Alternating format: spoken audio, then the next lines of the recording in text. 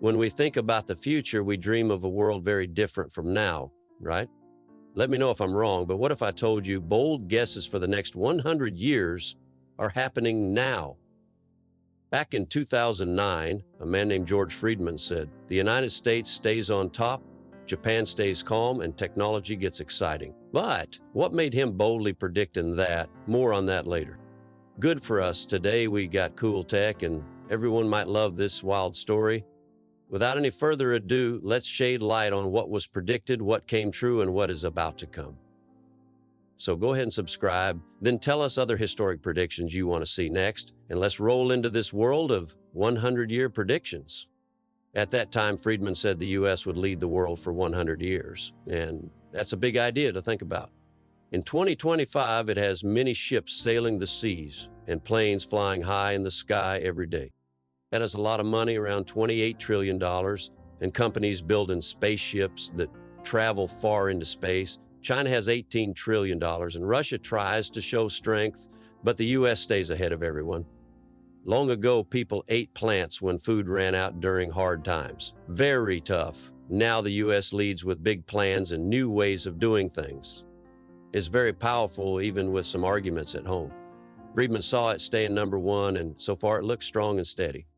He thought Russia and the U.S. would argue a lot like a smaller Cold War. In the 2010s, by 2025, they are upset over Ukraine and other places, so it's partly true what he said.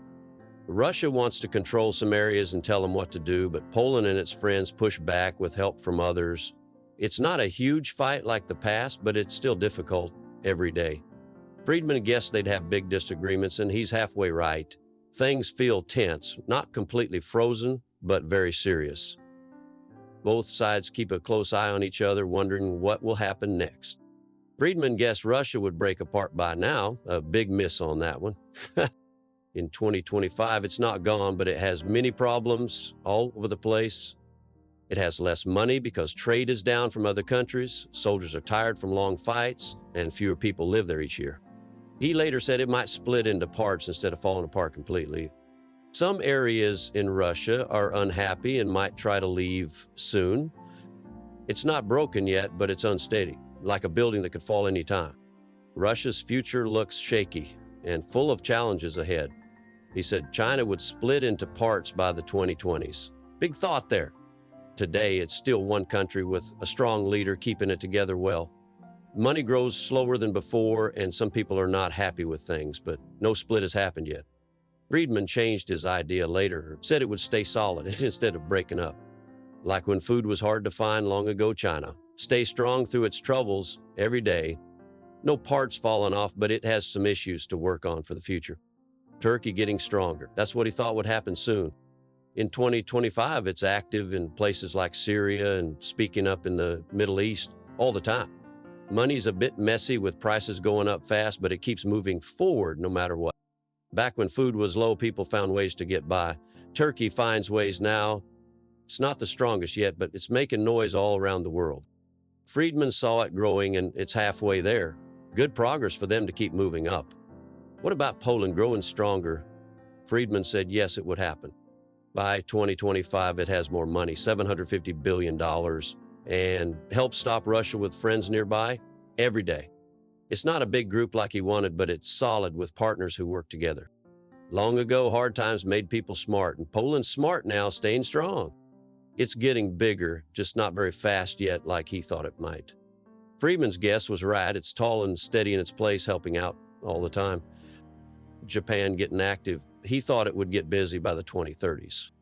In 2025, it has a lot of money, $4.2 trillion, and some new ships on the water, but it's calm. People are getting older there, and it likes working with the U.S. every day. Like saving food in tough times, Japan stays steady, not acting yet. Friedman thought it would change more than this, but it's quiet for now, keeping things simple and easy. Friedman said U.S. friends like Turkey, Poland, and Japan might argue later on down the road. Today, Turkey does its own thing, like buying items the U.S. doesn't like, and Japan has its own plans too every day. No group against the U.S. is formed yet, though, anywhere.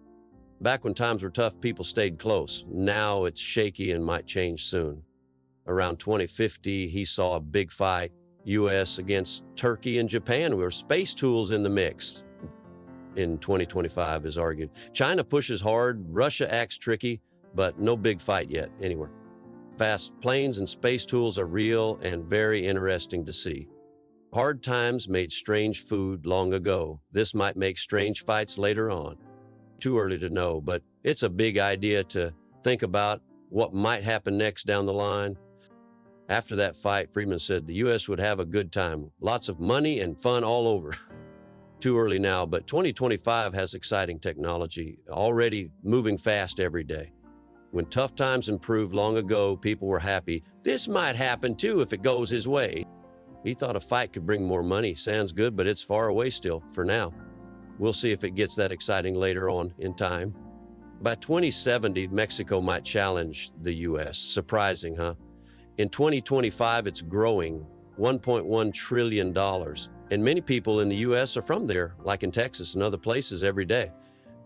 Hard times moved people, then this is slower now, but steady all the time. A fight? Maybe much later. It's too early to tell, but it's an interesting thought.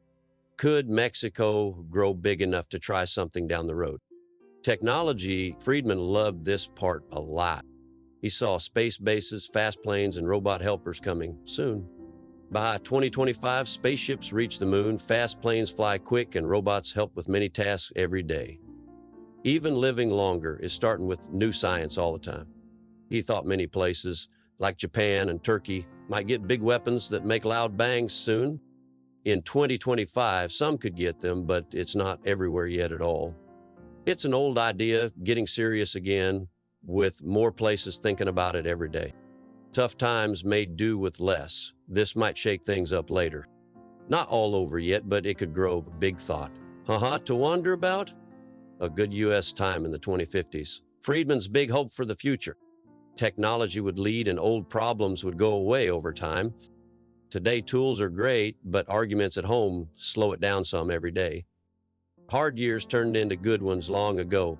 This might too if it works out well. Far away still, but the start looks bright with new things. Could be a great time ahead, for sure. So Friedman's guessing the U.S. stays strong, Russia and China struggle, new friends grow. And technology changes everything fast. In 2025, some is true. U.S. power, new tools, some isn't. Russia's still here, no biggie fight yet anywhere.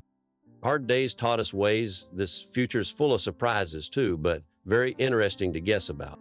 He's half right, half guess, keeps us thinking what's next every day, for years. Friedman wrote this in 2009, way back when leaders helped out. Now, millions eat tasty food, 8.3 million fast food meals daily in the U.S. alone. With technology so great, in fact, so maybe later, things might get busy soon. Even Tom Hanks and Oprah like new tools, Snee. Ever think of tomorrow? Or feel curious? Drop your thoughts below, and don't forget to watch our other videos too.